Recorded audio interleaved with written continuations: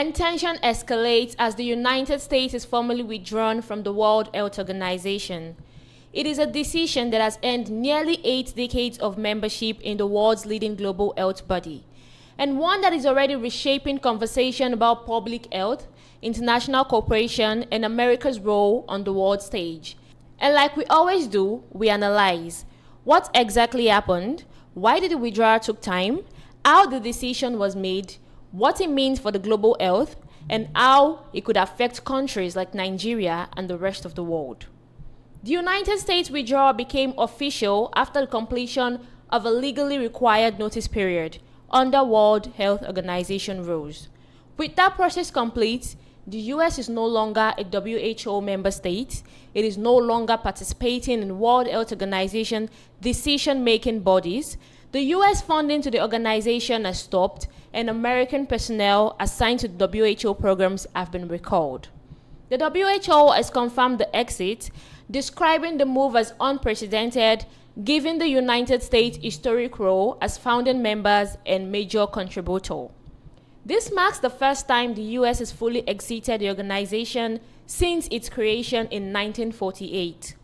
The United States was not just a member of the WHO, it was one of its most influential ones. For decades, US funding supported disease surveillance system, vaccination programs, emergency health responses, research, and data sharing. Its departure raises immediate questions.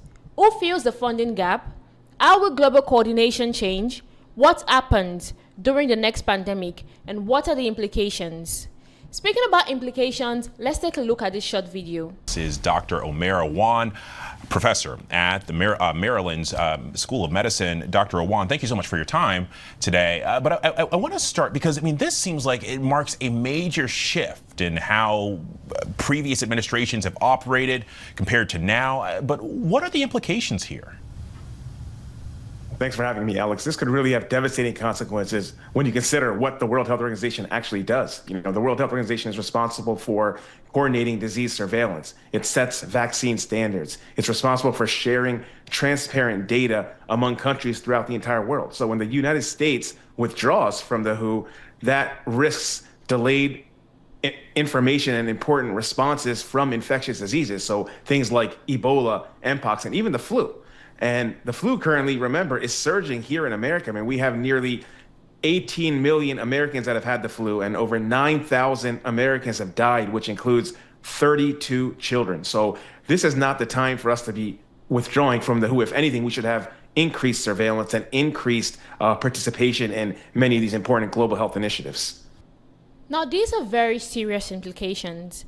But I believe there's always a reason for any action, and that takes us to why this withdrawal happened. How did the United States get here? To understand this withdrawal, we must return to 2020. As COVID-19 spread across the world, tensions grew between the Trump administration and the World Health Organization. Let's take a look at this video. What was the administration's reasoning for this? Well, the reason they cited it is because they felt that the World Health Organization mishandled the COVID-19 pandemic. They also thought that there was undue political influence with the World Health Organization. But while the World Health Organization may need some reforms, the answer isn't to just leave. I would think that we would want to reform it and to work together so that people can stay healthy. We're talking about safeguarding the health of the world and even Americans. And when we leave, Americans suffer because our health is at stake here.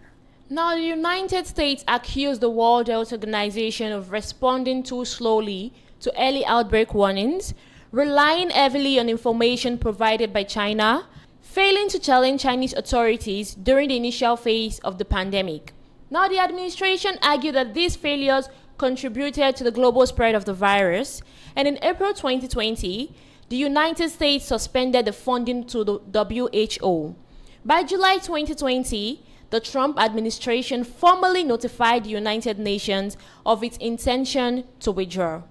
However, under WHO rules, withdrawal takes 1 full year and financial obligations must be settled. Membership continues during the notice period. Now, before the year elapsed, a new administration took office in January 2021 under President Joe Biden. One of President Joe Biden's first actions was to cancel the withdrawal notice, restore US funding, and reaffirm commitment to the WHO Corporation. And as a result, the United States never actually left the WHO in 2020, despite widespread belief that it had. That reversal kept the United States inside the global health system, but the debate never went away. Now, following President Trump's return to the office, the United States once again moved the exit to WHO. This time, the withdrawal process was restarted formally, federal agencies were directed to disengage, funding was altered, the required notice period was allowed to run its full course. And unlike in 2020, there was no reversal. The World Health Organization expressed regret over the US decision, and officials warned that global health programs will face funding gaps, disease surveillance could become fragmented, coordination during future emergencies may be weakened. And several US allies in Europe and Asia also voiced concern, urging continued multilateral cooperation even without American participation. And the United States officials maintain that America will continue global health work, cooperations will occur through bilateral agreements, and the country will not rely on WHO structures. The administration argues that this approach allows greater control over funding, over priorities, and accountability. Now, what does this mean for Africa and Nigeria? For Africa, the implications are complex. WHO programs in Africa support polio eradication, malaria prevention, disease outbreak response, health worker training. And a reduction in funding or coordination could place more pressure on national governments, regional health bodies, and other international donors. Nigeria, as Africa's most populous country, may feel this effect most acutely. And health experts warn that viruses do not respect borders, fragmented responses increases global risk, strong global institutions matter most during crisis, and others argue reform, not withdrawal, was needed. Accountability concerns remain valid, alternative cooperation models may emerge, and now the US is official outside the WHO. To rejoin, a future administration would need to apply again, the WHO member states would need to approve, and funding commitments would need renegotiation. So for now, the world adjusts to a major shift in global health leadership. This is not just a story about institution, it is a story about how the world responds to crisis, about cooperation, and about what happens when the nation chooses a different path. The United States has left the World Health Organization, and the consequences of that decision are still unfolding. And the next global health emergency will test whether the world is more prepared or more divided than before. And speaking about the global health situation, there's been a major development in Africa's public health. The Africa Center for Disease Control and Prevention, or Africa CDC, has officially lifted Mpox as a public health emergency of continental security known as PHECS. Now, this decision marks a critical shift in the continent's response to Mpox that has previously triggered widespread concern across the Central West and East Africa. So now we're going to unpack the details, the numbers, the strategies, and what this means for public health across Africa. Mpox, formerly called monkeypox, is a viral disease known for causing fever, rash, and swollen nodes. In severe cases, it can lead to hospitalization and even death. The virus primarily spread in the Central and West Africa, but cases were reported across the continent. Africa CDC reported that the Democratic Republic of the Congo accounted for the majority of infections, making it the epicenter of the outbreak. A public health emergency of continental security, or PHECS, is Africa's CDC highest level alert for diseases that threaten multiple nations. It signals a need for urgent action, funding, and regional coordination. So let's take a look at statistics. According to Africa's CDC, confirmed Mpox cases dropped by 60% from late 2024 to late 2025. Suspected cases fell around 40%. Case fatality rates also declined sharply. Now, these declines reflect improved surveillance, better clinical care, vaccination coverage, and community engagement. So while the disease is now under control, Africa CDC notes that Mpox remains endemic in certain areas, meaning continued monitoring is required. Globally, The World Health Organization also downgraded Mpox as a public health emergency of international concern in September 2025. Now, this aligns with Africa CDC's recent decision, but emphasizes that vigilance is still necessary. So lifting PHECS doesn't mean Mpox is gone. It means it indicates that Africa now has the capacity to manage cases without an emergency status.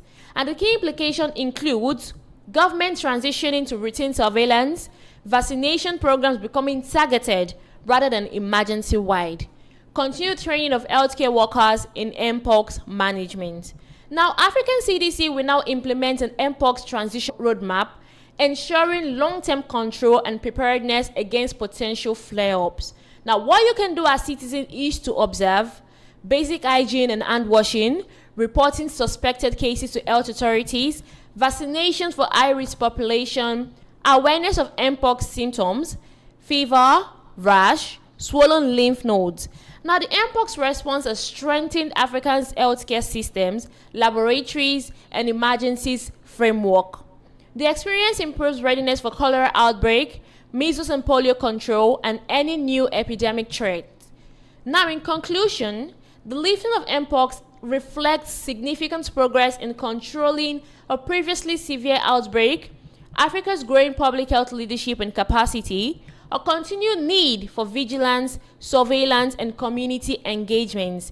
While this marks the end of emergency phase, the continent is better prepared for the future public health threats than ever before. With Mpox now under control, attention turns to the next major challenge confronting the continent: food security. The United Nations has warned that rising hunger levels could have devastating consequences if governments and international partners do not act swiftly. A warning that millions could face severe hunger, a warning that food aid is running out, and a warning that without urgent action, the situation could become catastrophic. Now, this is not a distant crisis. It is unfolding right now in camps, in rural communities, and in urban neighborhoods across Nigeria. Now, let's dissect this. What exactly is the UN warning about? Why food aid funding is drying up? Who is most at risk? And what this means for Nigeria's future? What can still be done? The United Nations, through its humanitarian agencies, says Nigeria is facing a deepening hunger crisis driven by a severe shortage of funding for food aid programs. And according to the UN, food assistance programs are being scaled back, rations are being reduced, some operations may stop entirely. And this warning focused particularly on northern Nigeria, where years of conflict, displacement, and poverty have already left millions dependent on humanitarian assistance. UN officials say they are running out of time and money. Now let's pause and explain what this means in real time. It means millions of Nigerians are already classified as food insecure, meaning they do not know where their next meal will come from. And among them, we have children under 5, pregnant and breastfeeding women, elderly people, internally displaced persons. Humanitarian agencies use food aid not as charity, but as life-saving intervention. So when funding stops, hunger increases rapidly and deaths can follow. The UN says Nigeria's hunger emergency is worsening, partly because global humanitarian funding is under strain. And around the world, wars and conflicts have multiplied, climate disasters have increased, donor countries have now faced economic pressure. And as a result, human agencies are forced to choose between crises, leaving some severely underfunded. Nigeria's humanitarian response plan has received only a fraction of the funding required, and even where money exists, it does not go as far as before. Aid agencies are dealing with rising food prices, higher fuel costs, increased insecurity, and expensive logistics. Now, this means there is fewer food packages, smaller rations, fewer people reached out, and aid workers are saying they are now making impossible choices, deciding who eats and who goes hungry. Now, let's take a look at Nigeria and what that has to do with this. The Nigerian internal economic pressure is making the crisis worse. Food inflation remains high, transport costs are rising, unemployment is widespread. And for families, buying food is no longer affordable, even basic staples are out of reach. This means hunger is no longer limited to rural or conflict areas. It is now spreading into towns and into cities. Children are at the center of this crisis, and the UN agencies warns of rising cases of severe acute malnutrition, stunting, and wasting. Malnourished children are more vulnerable to diseases, developmental delays, and death. Now, the doctors report that children arriving at clinics are already in critical condition, not because food does not exist, but because the family cannot access it. Pregnant and breastfeeding women face heightened risk, and without adequate nutrition, pregnancies become dangerous, newborn survival rates drop, long-term health problem increases. Now, internally displaced persons, especially those living in camp, rely almost entirely on aid, and when funding stops, there is often no alternative. Insecurity continues to disrupt farming across northern parts of Nigeria, and farmers abandon fields due to armed attacks, fear of kidnapping, and lack of access to land. And at the same time, climate floods and erratic rainfalls destroys crops and livelihoods. The result is less food produced locally and higher prices and greater dependence on aid. Now, hunger is not just a humanitarian issue, it is a national stability issue. Widespread hunger can lead to increased insecurity, social unrest, long-term economic damage. Now, the UN warns that failure to act now could create consequences that last decades, and the UN is calling for urgent donor funding, stronger government coordination, investment in agriculture. Now, aid agencies stresses that humanitarian assistance alone is not enough. Nigeria must also strengthen long-term food security and resilience, and despite the grim warning, UN officials say the crisis is preventable. With timely funding, food aid can be restored, malnutrition can be stopped, and lives can be saved. Delay, however, could turn hunger into famine-like conditions in some areas. And this is the meaning of the UN's warning. It is not numbers, it is not headlines, but people. People who need food, people who need help, people whose survival depends on decisions that are made now. Nigeria's hunger crisis is not inevitable, but time is running out. Now, while millions face the threat of hunger across the continent, diplomatic efforts are underway to stabilize regions where conflict and humanitarian crises overlap.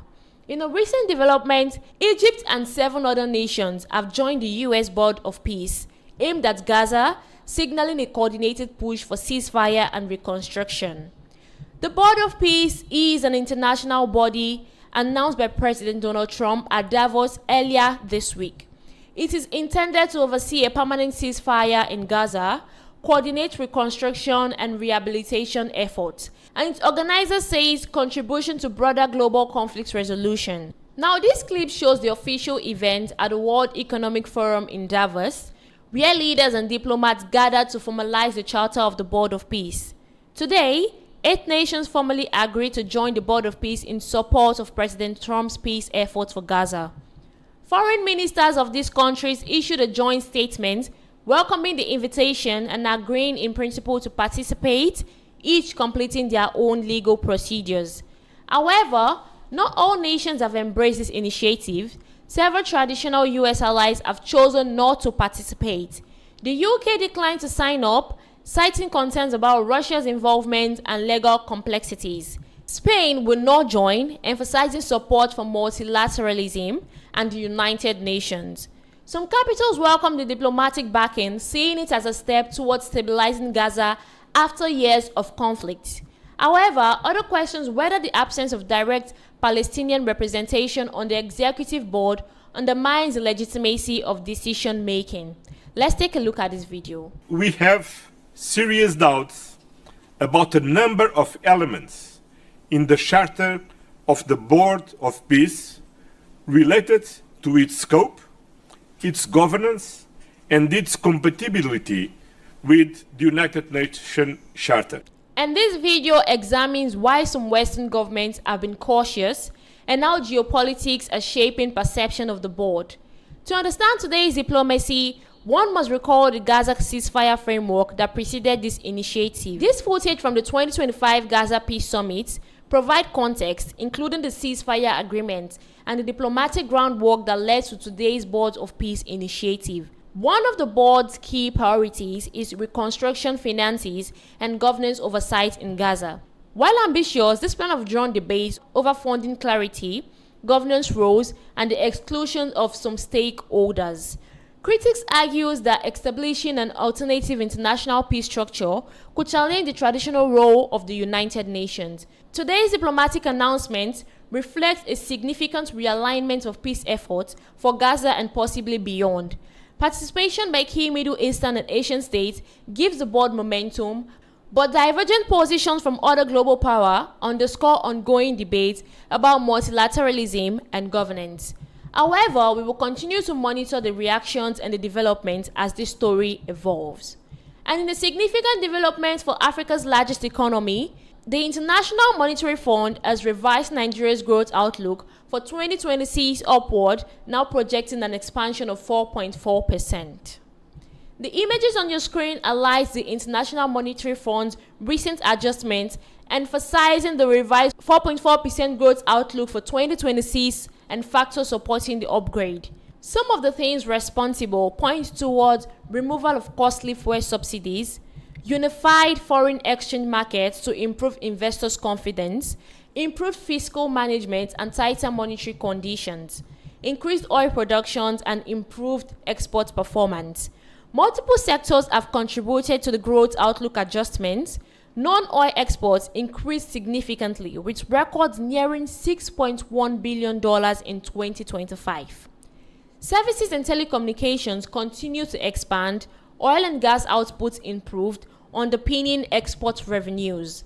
And the IMF has said that Nigeria's macroeconomic reforms are beginning to yield results. And what does that mean? Let's take a quick look at this video. Tell me, what were the economic signals that made the IMF conclude, that Nigeria's macroeconomic stabilization efforts are yielding results? Usually the IMF usually sets quantitative as well as structural benchmarks for countries. And based on what they have set, they have looked at how Nigeria has been doing in terms of revenue mobilization, as well as forex, how we've been able to manage our forex, and as well as other structural things, especially revenue mobilization, for instance, the new tax law. The present government, what they did was they came around and then they rejigged it in such a way that our revenue, will increase with the new tax law. So IMF will sit down and look at how is this country able to make monies outside the regular coming to IMF to come and borrow. And so they are looking internally. And also they also look at the subsidy reforms, the removal of subsidy, for instance. I know in 2024, when subsidy was removed in 2023, the government said that we are making about $7.5 billion annually, So with that, it means that the government has a lot of money to be able to do some other critical, some other things, in the government. And with that, with the removal of first subsidy, though it's, came as a very, with a lot of pain, to the government, to the people, but it was able to, give Nigeria and as well as the government enough room for them to be able to have money to do so many things. So IMF looks at all that, and then the subsidies that will come from forex, as well as even the unification of the forex, was also part of the things that they will look at. So they set this benchmark for countries across the world, not just in Nigeria, and then they will look at it one after the other and begin to tick them one by one. But if you look at Nigeria, we've been able to do, the present government have been able to do its own part in terms of even giving the CBN its own independence, and not always interfering with CBN, talking to CBN, you can do this, you can do that. But this video analysis explores how reforms are starting to impact Nigeria's macroeconomic stability and investor confidence. The IMF's outlook upgrade is more than just a number. It has real implications for inflation, employment, and investment. The IMF's projection signals a transition from crisis management to growth momentum. But sustainable gains depend on continuous structural reforms and addressing legacy obstacles like infrastructure, insecurity, and access to credit. Nigeria's projected 4.4% growth exceeds the global average forecast of 3.3% for 2026, as reported by IMF for worldwide GDP expansion. So what is next for Nigeria's economy? Continued implementation of macroeconomic reforms, potential acceleration in private investment with policy consistency, enhanced focus of diversification beyond oil, and to summarize, the IMF's upgrade of Nigeria's growth forecast to 4.4% for 2026 reflects strengthening economic fundamentals and reform. While challenges remain, the outlook represents cautious optimism for Africa's largest economy. We have taken a wild journey through some of the most pressing issues that are shaping our world and our country. We began with the United States decision to leave the World Health Organization, to a move that marks major shifts in global health cooperation and raises urgent questions about how the world will respond to future pandemics without one of its most powerful actors inside the system. Then we turned our focus home to Nigeria, where the United Nations has warned of a deepening hunger crisis. A crisis that is driven not by a single cause, but by a convergence of conflicts, economic hardship, climate shocks, and a dangerous shortfall in flood aid funding. Millions of Nigerians, especially children and vulnerable families, now face an uncertain future as humanitarian resources run thin. We examine the human cost behind the headlines, communities displaced by violence, farmers unable to plant or harvest, families that are forced to skip meals, and children battling malnutrition in a country rich in potential but strained by overlapping crises. Beyond the stories, we reflected on a broader reality that the world is increasingly interconnected. Decisions taken in one capital can ripple across continents. Funding cuts in one part of the world can determine survival in another. And global challenges from health emergencies to food security cannot be contained by borders. Now, what this story reminds us is that policy is not abstract, but it has consequences. Consequences that affect lives. And as we wrap up, the questions remain open. How will nations respond to global challenges in an era of growing division? How will Nigeria confront hunger, not just as emergency, but as long-term national priority? And how will the world choose cooperation over isolation when the next crisis comes? These are not questions for tomorrow, these are questions for now. Thank you for staying with us. I am your host, Chinyere. Like, drop a comment, subscribe, and share this video to your friend and to your loved ones. This is Waywayves, and thank you for joining.